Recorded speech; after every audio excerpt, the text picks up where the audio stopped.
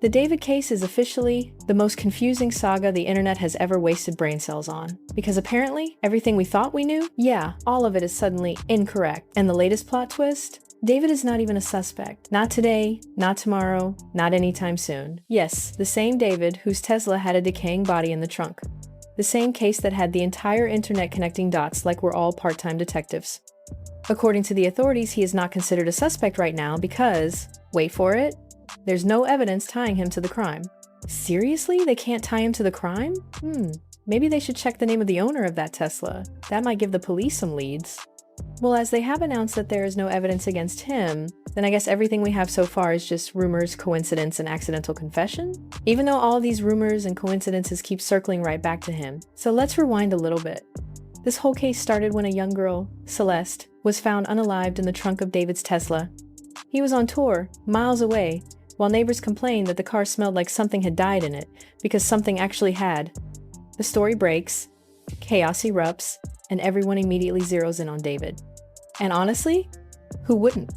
Between the timeline, the leaked chats, the shady Discord receipts, the alleged relationship with a 14-year-old, and songs that seem creepily personal, it was hard to look anywhere else. People online even dug up old pictures, calls, and song lyrics mentioning Celeste by name. He could have picked literally any name on earth, and he went with that one? Oh, Celeste, the girl with my name tattooed on her chest. Smell her on my clothes like cigarettes. Sure, huge coincidence, totally random. Never seen a coincidence like that in my life. Then came the birthday release drama, when people discovered that one of his songs dropped on Celeste's birthday. Do you know what are the odds of that? Apparently, 1 in 133,000. But again, it's a coincidence. This case is practically sponsored by coincidence at this point.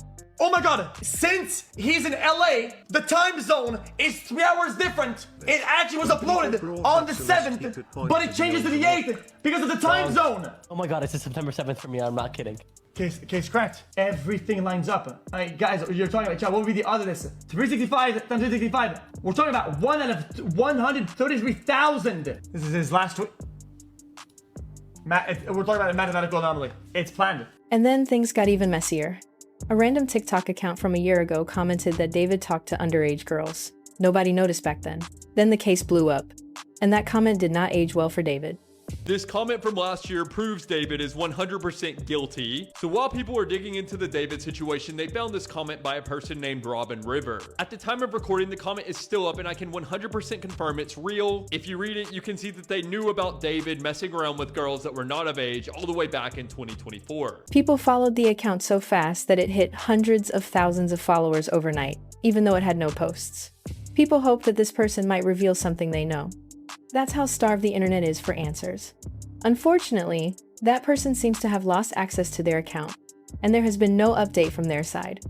But with all this chaos, all these screenshots, all these theories, all these so-called connections, the official update still says David is not a suspect. The LAPD says they don't have enough evidence to charge anyone. They don't even have an official cause of death yet. No manner, no foul play confirmed, nothing. As if a body in someone else's trunk placed itself there. So to summarize their logic, a girl ends up dead. The body is found in a Tesla owned by David. Evidence online connects them repeatedly. Timeline chaos everywhere. But police say they can't confirm foul play. Okay then. So what are we to make of all this? Maybe Celeste wore trash bags and jumped into the trunk for a quick nap and just stayed there? Because apparently, we're all supposed to pretend that makes sense. And that's when things got even messier. Because now it seems like a few new angles are suddenly making the rounds, and honestly, they feel like they're pulling the spotlight away from David. Almost like the internet is being gently guided to look somewhere else. One of those angles is the family angle, which is blowing up non-stop. The idea that Celeste's own home life was chaotic, unsafe, and full of secrets. People are suddenly focusing on the parents' conflicting stories, the suspicious disappearance timeline, and the possibility that something happened long before Celeste ever crossed paths with David. Even Celeste's ex-boyfriend told TMZ she was planning to run away because of issues at home. Not to meet David, not to chase romance, but because her mother allegedly made her miserable. Then there are videos where Celeste can be seen with her family after she was reported missing. I repeat, after she was missing. On top of that, her family released a statement that they had not seen her since the day she went missing, but this video proves otherwise. Another video surfaced of Celeste arguing with neighbors in September 2024, but her parents claimed they hadn't seen her since April. Something is not adding up. How about you and tripping? You gonna let a woman talk? Alright, I'm not gonna let your woman talk. Why is she over here? Again. Little house, you don't even got a house. Hey, bro. You talk to Yeah, ain't nobody black right here, homie. We're Southsiders right here, homie. We're Southsiders here. Get it right, homegirl. Shut up with your black talking. Shut up.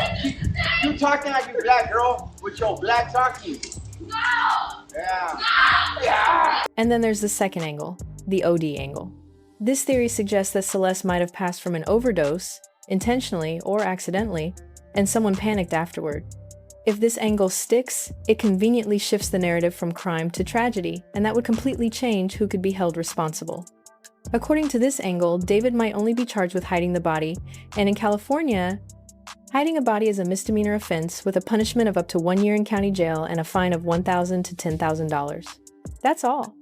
Bottles of prescription pain medication and drug paraphernalia are recovered inside the home, not by LAPD, but by Steve Fisher.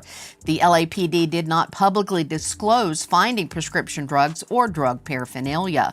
Other people were staying there as well, men and women. Their personal belongings in guest bedrooms, bathroom cabinets, and bedside tables. A neighbor reported seeing Celeste sitting on the curb in front of the house as if she was waiting for someone to let her inside. So now the narrative is completely flipped. Instead of a straight line pointing to David, the case is turning into a tangled web with the victim's family, multiple timelines, and a whole lot of unanswered questions. And the craziest part? Every new article now suggests the only thing David might be charged with is something minor. Basically, nothing connected to harming her. The police even said the only thing under review right now is concealment of a body. Not homicide, not foul play, just the fact that she ended up in his car. So yes, this is the update. The shocking, frustrating, you've got to be kidding me update. David is not a suspect. And at this point, unless something explosive drops, he doesn't look like he'll be arrested anytime soon. Whether that's justice, or privilege, or the world's worst investigative luck, I'll let you decide. If David walks away from this untouched, despite everything the internet uncovered, it might be one of the wildest case outcomes we've ever seen online.